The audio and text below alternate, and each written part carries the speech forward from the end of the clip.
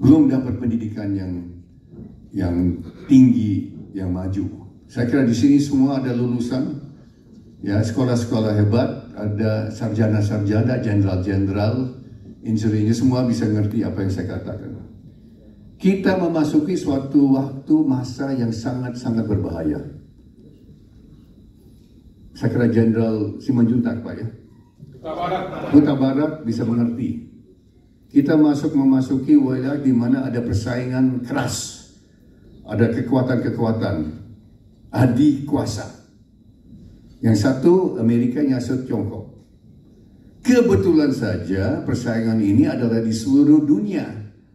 Tiongkok dan Amerika bersaing di Afrika, bersaing di Amerika Selatan, bersaing di Caribbean, bersaing di Venezuela, bahkan bersaing di pulau-pulau Caribbean.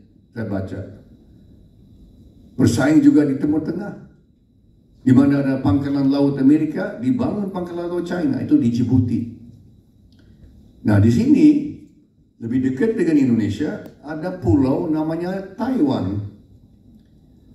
Taiwan adalah diklaim bagian dari Republik Rakyat Tiongkok.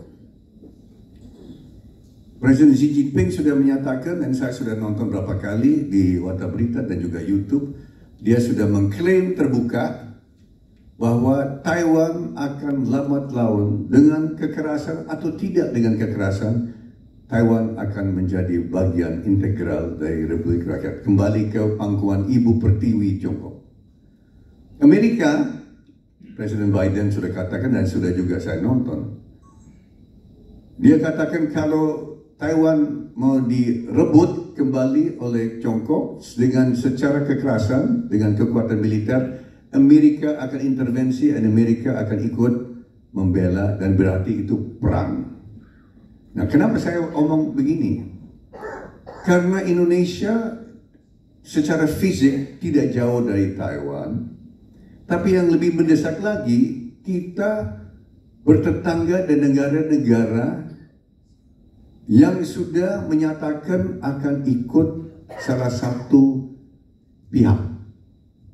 Di selatan kita ada negara Australia, sudah menyatakan kalau Amerika berperang dengan China, Australia akan ikut Amerika. Itu sudah jelas, berapa kali pernyataan. Ada negara di sebelah utara kita namanya Filipina.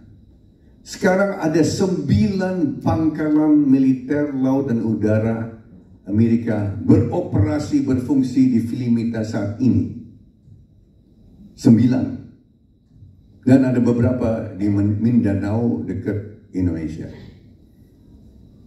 Ada negara Jepang dan Korea Selatan, mereka ada perjanjian militer, mereka pasti ikut Amerika. Terus ada negara apa? Negara Singapura. Di Singapura terdapat pangkalan militer, angkatan laut resmi. Setiap hari ada kapal perang di Woodlands Naval Base di Singapura. So kita sekarang sudah bisa perkirakan, kalau ada perang, tetangga-tetangga kita akan terlibat dan ikut berpartisipasi aktif. Kita perkirakan saja reaksi dari China bagaimana. Apakah kapal perang di Singapura akan dibiarkan saja? Kapal-kapal angkatan laut Australia melintasi perairan Indonesia, karena mereka harus melintasi perairan Indonesia untuk ke Taiwan. Bagaimana reaksi China? Saya kira Pak Huta Barat, yang Huta Barat bisa perkirakan. China saya kira tidak akan tinggal diam, ya Pak Jenderal. Bagaimana Indonesia? Saya sudah tahu dari kakak saya bahwa pemerintah kita, terutama Pak Jokowi dan dia sebagai Menhan, ditekan terus oleh pihak-pihak tersebut untuk memihak masing-masing. Yang satu minta hak untuk pangkalan militer, yang satu minta ini, yang satu minta lahatan gabungan dan sebagainya. Sikap Prabowo sudah jelas, akan melanjutkan tradisi politik luar negeri yang sudah dijalankan oleh Presiden Jokowi dan presiden-presiden sebelumnya. Kita tetap non-blok, netral. Tapi kita tidak tahu nanti sikap yang lain-lain. Kita tidak mau, presiden tidak mau, saya tidak mau sebagai pendukung Prabowo, tidak mau terlibat dalam perang. Kita hubungan baik dengan Amerika, hubungan baik dengan China. Kita perlu China sebagai pasar untuk barang-barang kita. Semua petani-petani sawit yang ada di Sumatera Utara tergantung pada dua negara, yang satu China, yang satu India. Ya, Pakistan juga lah sedikit. Kita harus dekat dengan dua-duanya. Maka saya setuju dengan sikap Prabowo. Kita harus tetap netral. Dan kita tetap harus tegas. Jangan kita dibawa ke sini ke sana ikut berperang dan sebagainya. So ini yang saya jarang ngomong ya di depan umum ya Pak Kobadan.